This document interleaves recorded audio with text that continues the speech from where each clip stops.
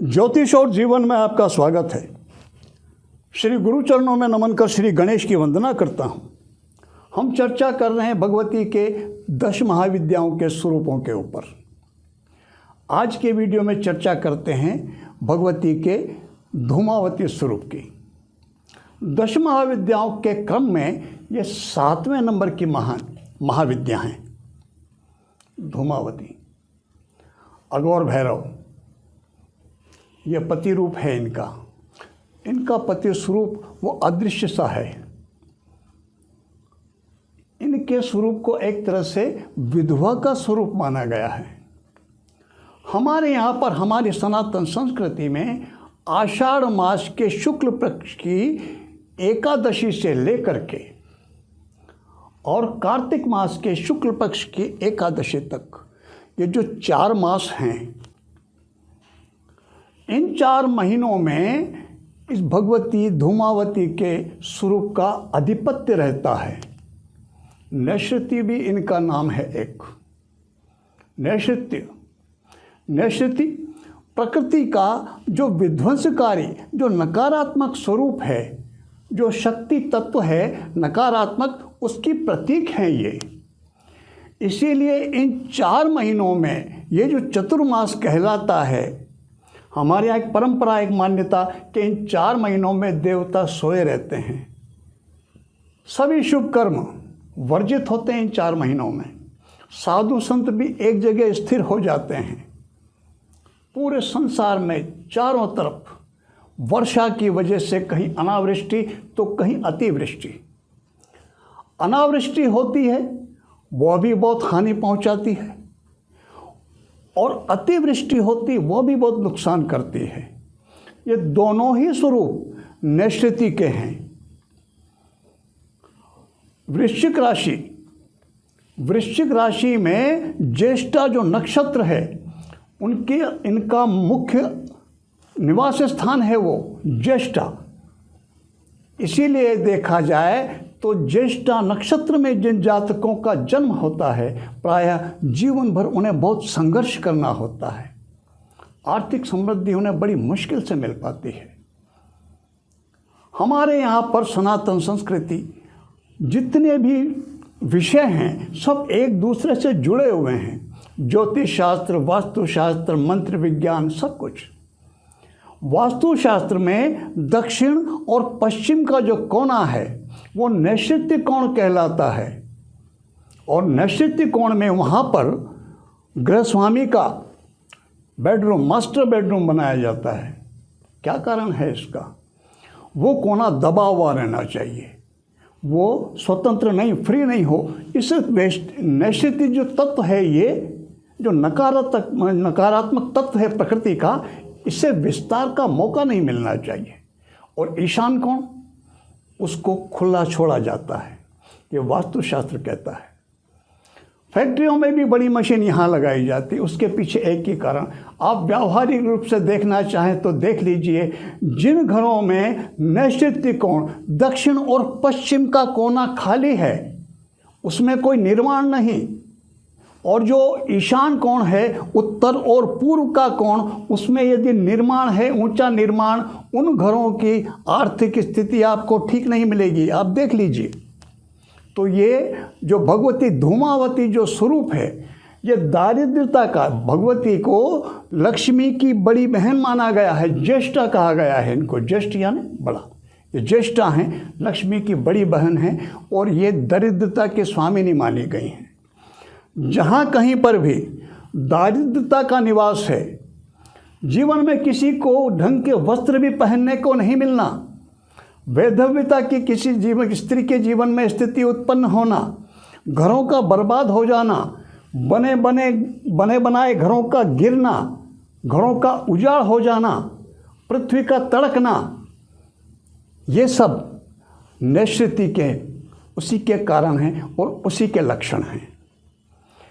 भगवती की उपासना इसीलिए दारिद्र्य नाश के लिए की जाती है और एक शत्रुनाश के लिए की जाती है। एक बहुत विशेष बात जो ध्यान रखने की है भगवती धूमावती की उपासना में, बहुत आवश्यक है वो। जितने भी देवी देवता हैं उनका स्थायी रूप से आवाहन किया जाता है, लेकिन भगवती धूमावती का आह्वान स्थायी रूप से नहीं किया जाता, नहीं करना चाहिए। क्यों? वो दरिद्रता की स्वामिनी हैं। उनसे तो एक प्रार्थना करनी चाहिए, आप कृपा करें, आप आएं और हमारे दुखों को, हमारे दारिद्रता को अपने सूप में भर के समेट करके ले जाएं और हम पर कृपा करें, हमें संपन्नता प्रदान करें। भगवती के जो अस्त्र हैं, एक सूप है और एक मुद्गर, मूसल। मूसल से वो शत्रुओं का नाश करती हैं और सूप से वो दरिद्रता का बाहर करती हैं, उसको भर के ले जाती हैं। तो ये बहुत ध्यान रखने की बात है। धूमावती का स्थायी आह्वान नहीं किया जाता, उन्हें याद करके, उनके मंत्र का जप करके प्रार्थना की जाती है, आप हमारे दुख दर्दों को, हमारे समस्याओं को, हमारे कष्टों को आप अपने सूप में भर करके ले जाएं और हमें कृपा करके हमें संपन्नता, आनंद प्रदान करें। और देवी देवताओं, भगवती के और स्वरूपों की उपासना में और भगवती धूमावती की उपासना में ये विशेष फर्क है। और जितने भी स्वरूप हैं उन्हें हम हमारे घर में स्थान, वहाँ आह्वान कर सकते हैं, उन्हें वहाँ पर उनका स्थान स्थायी दे सकते हैं। धूमावती को नहीं दिया जाता। भगवती का जो स्वरूप, जो वहाँ पर हमने एक समय देखा 4 महीने का इनका स्वामित्व रहता है। नरक चतुर्दशी अंतिम समय सीमा है इनकी।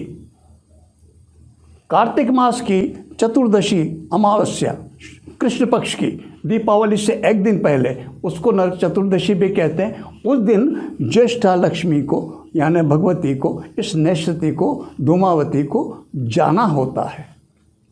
और दूसरे दिन भगवती लक्ष्मी, जो इनकी छोटी बहन है, उनका पदार्पण होता है। आप 100 साल पहले के पंचांग उठाकर देख लें और आगे के उठा के देख लें, आप एक बात पाएंगे। कार्तिक मास की कृष्ण पक्ष की अमावस्या को सूर्य और चंद्र दोनों तुला राशि में होते हैं। तुला राशि सूर्य देव की नीच राशि है, उसमें सूर्य कमज़ोर होते हैं। अमावस्या है, चंद्र तो वैसे ही बलहीन हैं उस दिन। और फिर 4 मास गुजरे हैं वर्षा के, इसलिए 4 मास तक बराबर बारिश होती रही है। तो पृथ्वी की जो ऊर्जा शक्ति है, जो उसने है, जो क्षमता है, वो भी ठंडी हो चुकी होती है। जो पृथ्वी का उष्ण तत्व है वह भी ठंडा, जो आत्म तत्व के कारक हैं सूर्यदेव, वो भी नीच राशि में, वो भी कमज़ोर। और चंद्र, उनका तो अमावस्या को अस्तित्व वैसे ही क्षीण। इसीलिए उस दिन ऊर्जा को प्रज्वलित करने के लिए, ऊर्जा को जागृत करने के लिए हमारे मनीषियों ने दीपावली को, लक्ष्मी पूजन के दिन, दीपमालिका, दिए जलाए जाते हैं, पटाखे आदि फोड़े जाते हैं, ताकि प्रकृति में जो अब तक जो व्याप्त थी, जो ठंडक 4 महीने के कारण जो एक कमी आ गई थी उष्णता में, ऊर्जा में, उसकी पूर्ति का प्रारंभ हो सके। हमारे यहाँ सब कुछ ये जुड़ा हुआ, अकारण कुछ भी नहीं। तो दारिद्रता के नाश के लिए और शत्रु विनाश के लिए भगवती की उपासना की जाती है। और उसमें जो मैंने निवेदन किया, हमें उनका ध्यान करके, मंत्र जाप करके प्रार्थना करनी चाहिए कि आप हमारे दारिद्र्य को, दुखों को अपने सूप में भर करके ले जाएं और हम पर कृपा करें। भगवती का जो सप्ताक्षर मंत्र है वो है धूम धूमावती स्वाहा। इनका अष्टाक्षर मंत्र है धूम धूम धूमावती स्वाहा। पहले अघोर भैरव को नमन करें, शिव के अघोर भैरव स्वरूप को नमन करने के बाद रुद्राक्ष की माला पर भगवती का जप करना चाहिए। श्री सूक्त, उसका जो 8वां श्लोक है, उसमें जो कहा गया, क्षुत पिपासाम मलाम ज्येष्ठाम अलक्ष्मीम नाशयाम्यहम, वो क्या है? क्षुत पिपासाम, भूख प्यास, जो मल हैं, ये जो गंदगी, इनसे मेरे शरीर में जो कमजोरी पैदा हो गई दरिद्रता के कारण, है ज्येष्ठा, है बड़ी बहन, लक्ष्मी की बड़ी बहन। मैं अलक्ष्मी, ज्येष्ठा लक्ष्मी की बड़ी बहन के अलक्ष्मी के नाश की और लक्ष्मी की प्रसन्नता की कामना करता हूँ। भगवती के उपासना में श्री सूक्त में ये 8वें श्लोक में मंत्र मिलता। वो तो जो अलक्ष्मी कौन है, ज्येष्ठा कौन है, वो यह भगवती धूमावती ही है, यही है, इन्हीं के स्वरूप। इसलिए इनका स्थायी आवाहन नहीं किया जाता, इनका केवल अपने कार्य, अपने प्रयोजन की सिद्धि के लिए इनका स्मरण किया जाता है। और स्मरण करने के बाद इनसे निवेदन किया जाता है, आप अपने स्वरूप में हमारे समान सभी कष्टों को, हमारी दरिद्रता को, हमारे दारिद्र्य को अपने स्वरूप में भर कर के ले जाएं, अपने स्थान पर पधारें और हम पर कृपा करें, हमें संपन्नता प्रदान करें। भगवती की उपासना शत्रुनाश के लिए भी की जाती, उसके मंत्रों का मैं यहाँ पर उल्लेख नहीं कर रहा हूँ।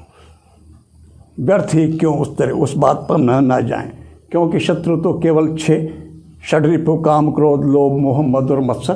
प्रयास करें और किसी को शत्रु न माने, कोशिश करें अपने जो नकारात्मक जो भी हो जीवन में दरिद्रता है, कमी है, उसके नाश की प्रार्थना करें, भगवती से निवेदन करें, वो लेके जाएं, हमारे जीवन को सुख संपन्न बनाएं। भगवती धूमावती आप सबके जीवन में जो भी कष्ट हैं, जो भी समस्याएं हैं, जो भी कमियां हैं, उन सबको अपने स्वरूप में लेकर के जाएं और आप सबको आनंद और संपन्नता प्रदान करें। भगवती की धूमावती के स्वरूप से मैं इसी प्रार्थना के साथ आप सबको, भगवती को नमन करता हूं, आप सबको भी नमन करता हूं। नमस्कार।